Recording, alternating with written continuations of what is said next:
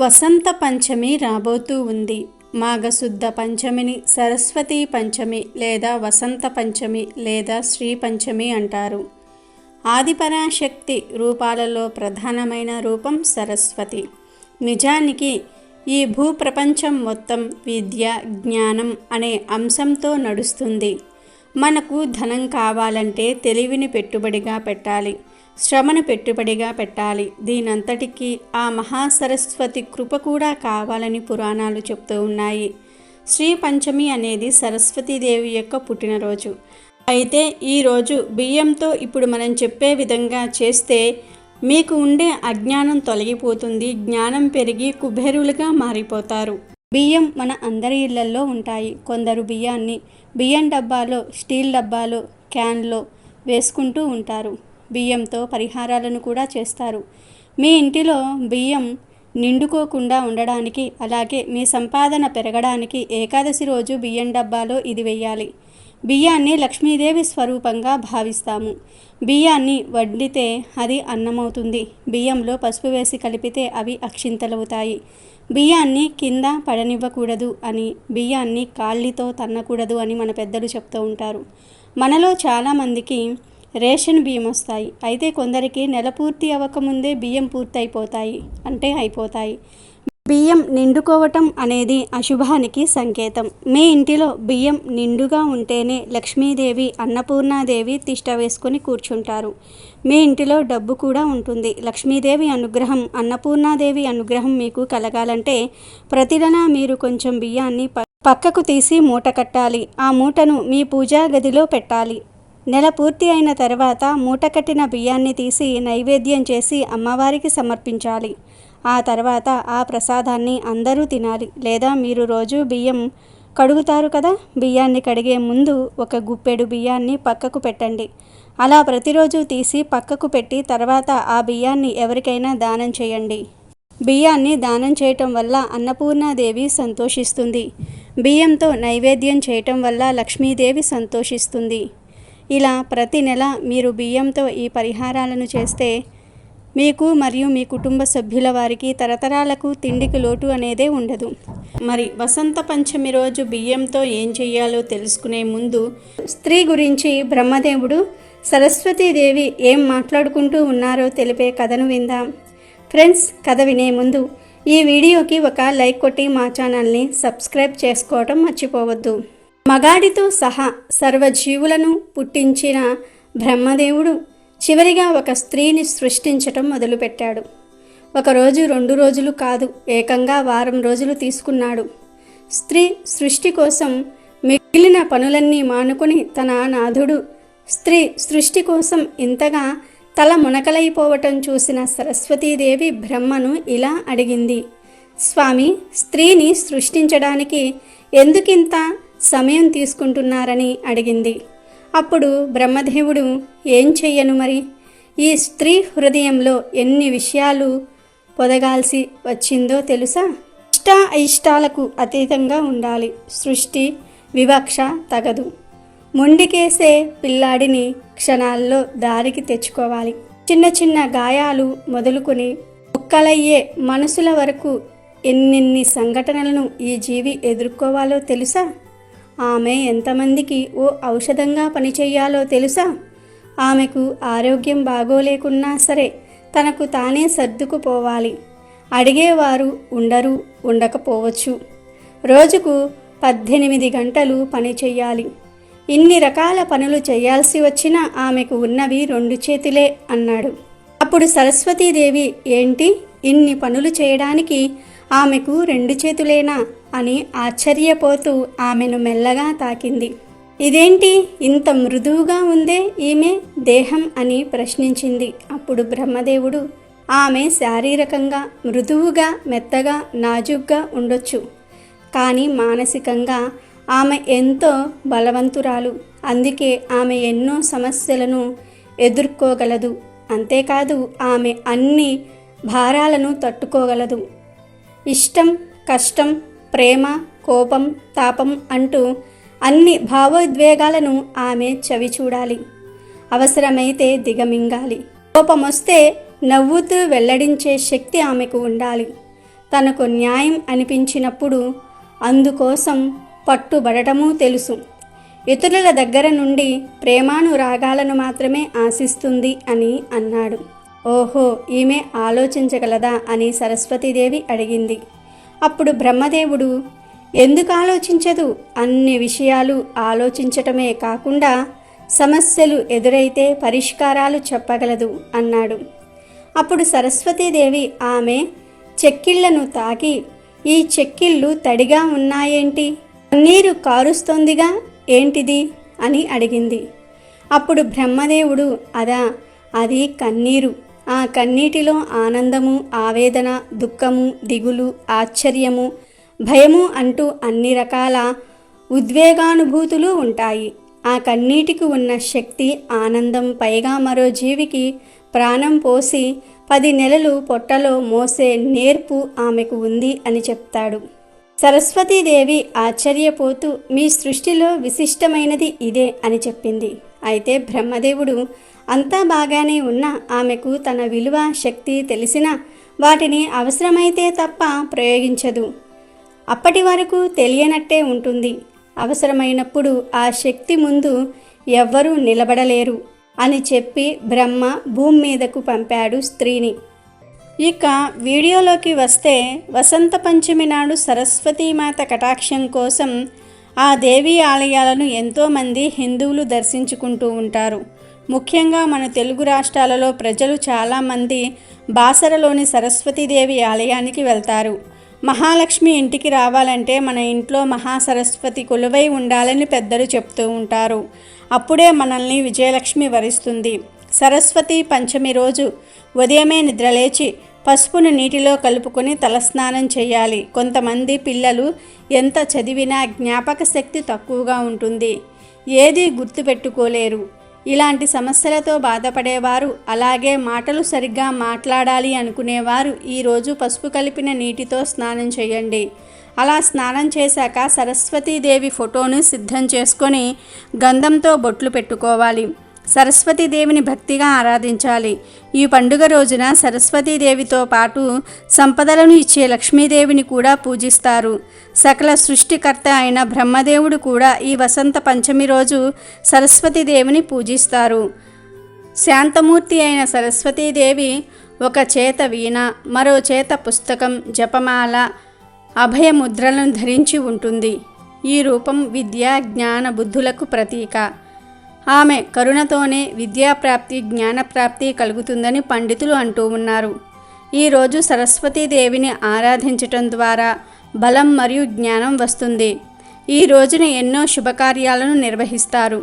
వసంత పంచమి రోజున సరస్వతీదేవిని తెల్లని పుష్పాలతో పూజించి అమ్మవారికి శ్వేత లేదా పసుపు రంగు వస్త్రాలతో అలంకరించాలి. తెల్లని రంగులో ఉన్న క్షీరాన్నం, చేతితో పిండి వంటలు, చెరకు, అరటిపండ్లు, నారికేలం వంటకాలు చేసి అమ్మవారికి నివేదించాలి.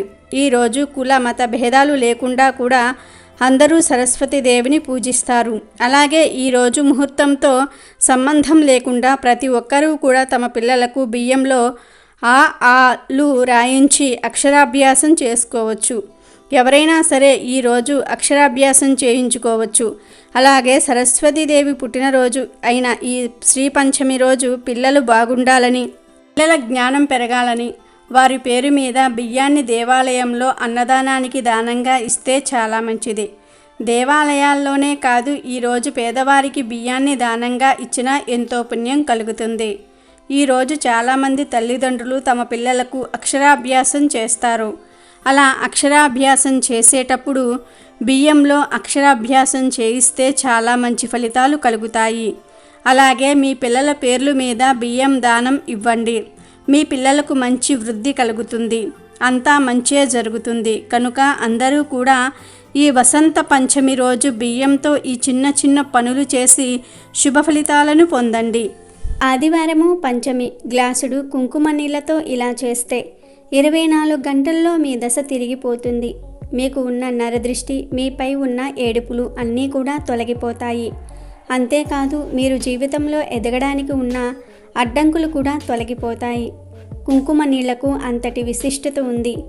అందులోనూ కుంకుమ నీళ్లతో ఆదివారం ఈ పరిహారం చేస్తే చాలా ప్రయోజనాలు కలుగుతాయి. మీ జీవితంలో ఉన్న సమస్యలు దాదాపు తొలగిపోతాయి. మనమందరం జీవితంలో ఎదుర్కొనే సమస్య ఆర్థిక సమస్య. కొందరికి డబ్బులు లేక ఇబ్బందులు పడుతూ ఉంటారు. మరికొందరు ఎంత డబ్బు ఉన్నా తృప్తిగా జీవించలేరు. కొందరి జీవితాలు ఎలా ఉంటాయి అంటే వారి ఇంట్లో అవసరాలకు మించి వస్తువులు లేకపోయినా సంతోషంగా జీవించగలుగుతారు. మరికొందరి జీవితాలు ఎలా ఉంటాయి అంటే వారి అవసరాలకు మించి డబ్బు, ఆస్తులు, సదుపాయాలు అన్నీ ఉన్నా సంతోషంగా జీవించలేరు. దీనికి కారణం మీపై ఇతరుల ఏడుపు ఉండటం లేదా మీ ఇంటికి వాస్తు దోషాలు ఉండటం. మన దగ్గర డబ్బు లేకపోవడానికి మరియు డబ్బు ఉన్నా సంతోషంగా లేకపోవడానికి నరదృష్టే ప్రధాన కారణమని పండితులు చెప్తూ ఉన్నారు. నరదృష్టి అనేది మనిషి యొక్క జీవితాన్ని తారుమారు చేస్తుంది. సుఖంగా జీవించలేరు. తినడానికి ఎన్ని ఉన్నా సంతృప్తిగా తినలేరు. కుటుంబంలో ఏదో ఒక సమస్య చెలరేగుతూనే ఉంటుంది. కారణం లేని గొడవలతో మనశ్శాంతి లేక జీవితాన్ని గడుపుతూ ఉంటారు. నరదృష్టి ప్రభావం ఒక కుటుంబాన్నే చిన్న భిన్నం చేస్తుంది. అలాంటి నరదృష్టి ప్రభావం మీపై, మీ కుటుంబంపై కనుక ఉన్నట్లయితే మీరు కూడా ఈ సమస్యలను ఎదుర్కొంటూ ఉంటారు. మరి ఆ సమస్యల నుండి బయటపడడానికి పరిహార శాస్త్రంలో కుంకుమ నీళ్లతో ఈ పరిహారం చెప్పబడింది. అది కూడా ఈ పరిహారం ఆదివారము పంచమి తిథి వచ్చినప్పుడే చేయాలి. ఇలా ఆదివారము పంచమి తిథి రోజున చేస్తే మీపై ఉన్న చెడు ప్రభావం, మీ ఇంటిపై ఉన్న ఏడుపులు అన్నీ కూడా తొలగిపోతాయి. ఆదివారము పంచమి రోజు సాయంత్రం 6 గంటలు దాటిన తర్వాత ఈ పరిహారం చేస్తే మీ దశ తిరిగిపోతుంది. నరదృష్టి, నరఘోష వంటివి తొలగిపోతాయని శాస్త్ర పండితులు చెప్తూ ఉన్నారు. అంటే సాయంత్రం పూటనే ఈ పరిహారాలు చేయాలి. ఈ పరిహారానికి ఒక గ్లాస్ తీసుకోండి. ఆ గ్లాసు ఏదైనా సరే పర్వాలేదు. గాజు గ్లాసు తీసుకుని దానిని కడిగి అందులో నీళ్లు పోయండి. ఆ తర్వాత మీ చేతితో కుంకుమను తీసి ఆ గ్లాసులో వేయండి. మీ ఇంటిలో ఎంతమంది ఉంటే అన్నిసార్లు కుంకుమను మీ చేతితో తీసి ఆ గ్లాస్ నీళ్ళల్లో వేయండి. ఇలా వేయటం వల్ల మీ ఇంటిలో వారిపై ఉన్న చెడు ప్రభావం కూడా పోతుంది. ఎవరైనా సరే ఆరోగ్య సమస్యలతో బాధపడుతున్న ఆ సమస్యలు కూడా పోతాయి. ఇక కుంకుమను వేసిన తర్వాత ఆ గ్లాసును ఒక బాత్రూంలో తప్ప అన్ని గదులలో తిప్పుతూ మన ఇంటిలో ఉన్న చెడు అంతా కూడా పోవాలని అనుకోండి. ఇలా అనుకుంటూ అన్ని గదుల్లో తిప్పి ఆ కుంకుమ నీళ్ళ గ్లాసును ఇంటి బయట పడేయండి. మీరు నడిచే దారిలో కాకుండా పక్కకు ఆ నీళ్లను పోసేయండి. ఆ తర్వాత ఆ గ్లాసును డైరెక్ట్గా ఇంట్లోకి తీసుకుని వెళ్లకుండా బయటనే ఆ గ్లాసును శుభ్రంగా కడగండి. అందులో కుంకుమ నీళ్ళు అనేవి ఉండకూడదు. చాలా శుభ్రంగా కడిగి ఆ గ్లాసును బయటనే ఉంచండి. గ్లాసు ఎండిపోయిన తర్వాత ఇంట్లోకి తీసుకుని వెళ్ళండి, లేదా బయట వదిలేసినా పర్వాలేదు. ఈ పరిహారం చేసే ముందు మీరు కాళ్ళు చేతులు కడుక్కోవాలి. వీలైతే స్నానం చేయండి. కానీ మీరు శుభ్రంగా ఉంటే ఈ పరిహారం చేయాలి. అంటే మీరు శుచిగా శుభ్రంగా ఉంటేనే ఈ పరిహారం మీకు పనిచేస్తుంది. కాబట్టి శుచిగా శుభ్రంగా ఉంటేనే ఈ పరిహారం చేయండి.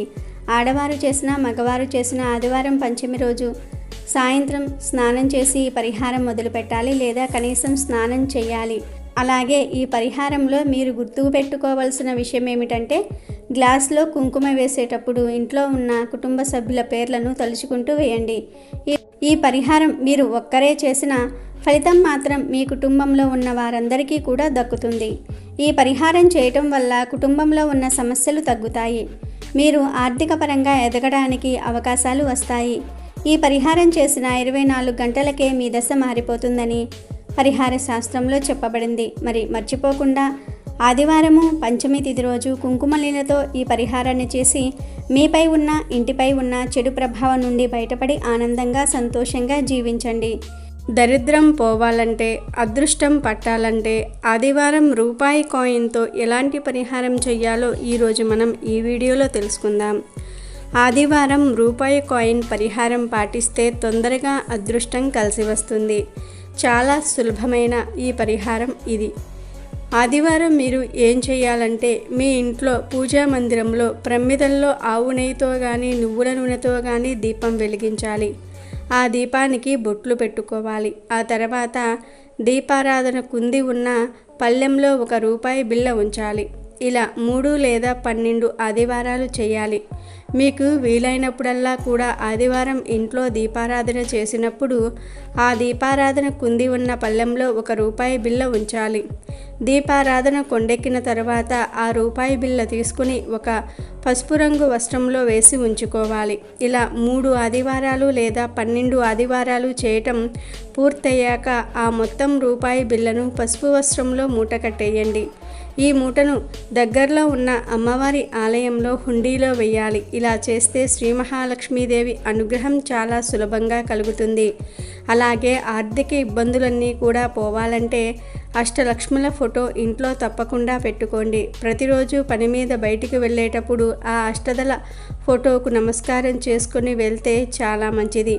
ఆర్థిక ఇబ్బందులు తొందరగా పోవాలంటే ఒక అద్భుతమైన దానం మీ జన్మ నక్షత్రం ఉన్న రోజు కానీ నామ నక్షత్రం ఉన్న రోజు కానీ చేయాలి. మరి ఆ దానం ఏమిటంటే అరిసెల దానం. మీ జన్మ నక్షత్రం లేదా నామ నక్షత్రం ఉన్న రోజు అరిసెలు తాంబూలంతో పాటు పంతులు గారికి దానం ఇస్తే మీకు ఉన్న అష్టదరిద్రాలు తొలగిపోతాయి, అష్టైశ్వర్యాలను సిద్ధింపచేసుకోవచ్చు. అలాగే వీలైనప్పుడు ఒకసారి మీ చేతితో వేప చెట్టును నాటండి. అలా నాటితే అద్భుతంగా ఆర్థిక సమస్యల నుండి బయటపడవచ్చు. ప్రతిరోజు కూడా ఒక ప్రత్యేకమైన పొడి నీళ్ళల్లో కలిపి స్నానం చేస్తే ఆర్థికంగా బాగా కలిసి వస్తుంది. అదే ఉసిరిక పొడి. ఉసిరిక పొడి నీళ్ళల్లో కలుపుకొని స్నానం చేస్తే విశేషంగా ధనలాభం కలుగుతుందని, అలాగే ప్రతి ఆదివారం కూడా ఒక తమలపాకు తీసుకొని ఆ తమలపాకుతో మీరు స్నానం చేసే నీళ్ల మీద శ్రీం అనే అక్షరం రాయండి. శ్రీం అంటే లక్ష్మీదేవికి సంబంధించిన బీజాక్షరం.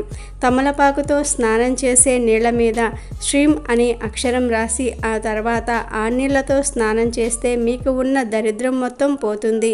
కాబట్టి మీరు కూడా ఈ చిన్న చిన్న పరిహారాలు చేసి సమస్యలను తొలగించుకొని లక్ష్మీ అనుగ్రహంతో సంతోషంగా జీవించండి.